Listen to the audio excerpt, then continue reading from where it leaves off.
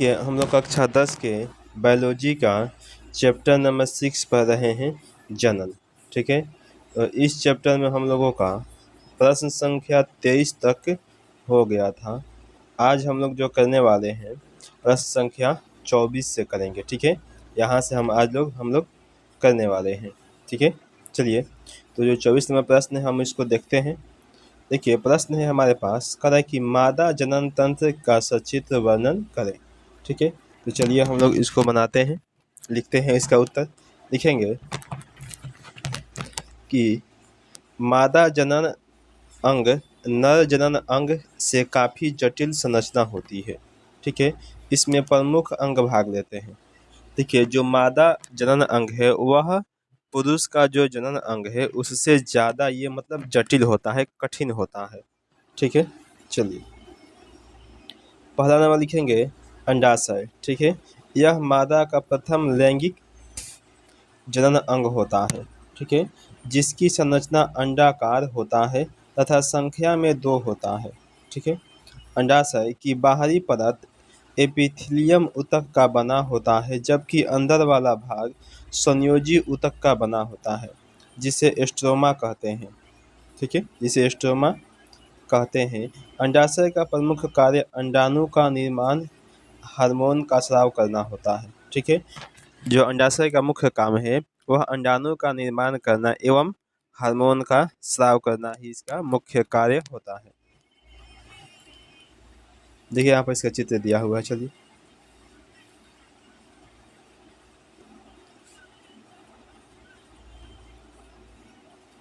उसके बाद है हमारे पास 2 नंबर फैलोपियन नलिका। फैलोपियन नलिका या फिर डिंब वाहिनी लिखेंगे। यह गर्भाशय के ठीक ऊपर अगल बगल भाग में स्थित होता है, जिसकी संख्या 2 होता है।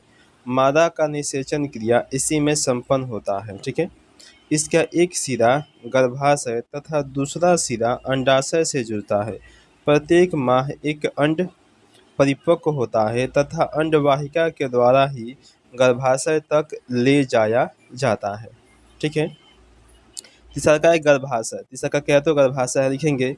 यह एक मांसल तथा त्रिभुजाकार संरचना होता है, जिसका चौड़ा भाग ऊपर की ओर होता है और ऊपर की ओर होता है, जिससे दोनों ओर डिंब वाहिनियाँ जुड़ी होती है। ठीक है, तथा निचला भाग संकरा भाग ग्रीवा कहलाता है, जिसके बीचों बीच छोटा सा छिद्र होता है, जिससे केवल शुक्राणु ही गर्भाशय में पहुंच सकते हैं। ठीक है, यानी कि बहुत ही छोटा छिद्र होता है, जिससे केवल शुक्राणु ही अंदर पहुंच सकते हैं, बाकी कोई चीज़ अंदर नहीं जा सकता है। चौथा है योनि लिखेंगे। यह एक लंबी और मांसल संरचना होती है, जिसकी औसतन लंबाई 7.5 सेंटीमीटर होता है। योनि का दीवार पेशीय ऊतक का बना होता है, जिस पर छोटी छोटी ग्रंथियां पाई जाती है, जो चिपचिपे पदार्थ का स्राव करती है, जो योनि को मुलायम रखता है। ठीक है, चलिए देखते हैं। अगला प्रश्न है हमारे पास 25 नंबर का है कि जनन संचारित रोग क्या है। लिखेंगे, अनैतिक यौन संबंध बनाने के कारण जो रोग उत्पन्न होता है उसे ही जनन संचारित रोग कहते हैं, या जनन की क्रिया के कारण जो रोग उत्पन्न होता है उसे जनन संचारित रोग कहते हैं। जैसे आपका HIV होता है, एड्स होता है। ठीक है, जीवाणु जनित रोग हो गया। ठीक है, चलिए अगला है, देखिए कि HIV और एड्स का पूर्ण रूप यानी कि पूरा नाम क्या है। ठीक है, HIV का जो पूरा नाम होता है वो होता है आपका HIV ह्यूमन इम्यूनोफिशियंसी वायरस। ठीक है, ह्यूमन इम्यूनोडेफिशिएंसी वायरस। ठीक है, और एड्स का होता है, ठीक है, एक्वायर्ड इम्यूनो डिफिशियंसी। ठीक है, डिफिशियंसी और ये हो जाएगा आपका सिंड्रोम। ठीक है, यहाँ पर लिखा हुआ है एक्वायर्ड इम्यूनो डिफिशियंसी सिंड्रोम। चलिए अगला है हमारे पास 27 नंबर का कि मनुष्य में होने वाले लैंगिक संचारित रोग के नाम लिखे। लिखेंगे HIV एड्स जीवाणु जनित रोग। 28 नंबर है कि ऋतुस्राव क्यों होता है। एक ऋतु जो स्राव होता है वो क्यों होता है। लिखेंगे उत्तर, यदि गर्भाशय में अंडाणु का निषेचन नहीं हो पाता है तो यह नष्ट होने लगता है। 28 दिन पूरे होने के बाद यह नष्ट होकर गर्भाशय के अंतःस्तर के साथ साथ योनि द्वार होकर रक्त के रूप में बाहर आने लगता है, जिसे ऋजुस्राव कहते हैं। ठीक है, चलिए अगला प्रश्न है हमारे पास 29 नंबर का कि अलैंगिक जनन की अपेक्षा लैंगिक जनन के क्या लाभ हैं। लिखेंगे, अलैंगिक जनन की अपेक्षा लैंगिक जनन के लाभ। पहला होगा आपका कि लैंगिक जनन में नर और मादा से प्राप्त होने वाले नर युग्मक और मादा युग्मक के निषेचन से लैंगिक जनन होता है। चूंकि ये दो भिन्न प्राणियों से प्राप्त होते हैं, इसलिए संतान विशेषताओं की विविधता को प्रकट करते हैं। ठीक है, यहाँ पर देखिए लिखा हुआ है लेकिन मिट गया है।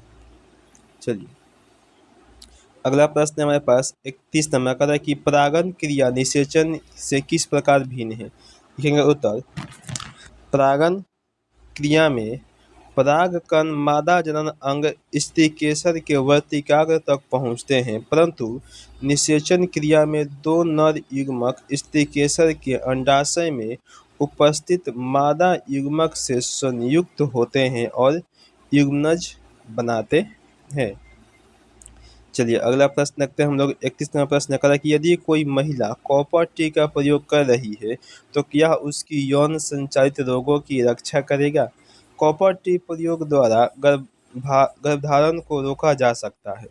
यह कोई रोग निरोध युक्ति नहीं है, तथापि यह यौन संचारित रोगों से आंशिक सुरक्षा प्रदान कर सकता है। ठीक है, चलिए अगला है 32 नंबर, गर्भ निरोधन की विभिन्न विधियां कौन सी है। लिखेंगे पहला पुरुष नसबंधी, मादा नसबंधी, कॉपर टी। ठीक है, इसका भी आप उपयोग कर सकते हैं। मौखिक हार्मोनल गोलियां, गर्भ निरोधक इंजेक्शन। ठीक है, 33 नंबर है कि गर्भ निरोधक गोलियों के बारे में बताएं। चलिए लिखेंगे उत्तर कि गर्भधारण को रोकने के लिए महिलाओं द्वारा ली जाने वाली मुख्य गोली को गर्भ निरोधक गोली कहते हैं। इन गोलियों को खाने पर शरीर में हार्मोन में परिवर्तन होता है, जिससे अंड का मोचन नहीं होता है, अतः निषेचन नहीं हो सकता।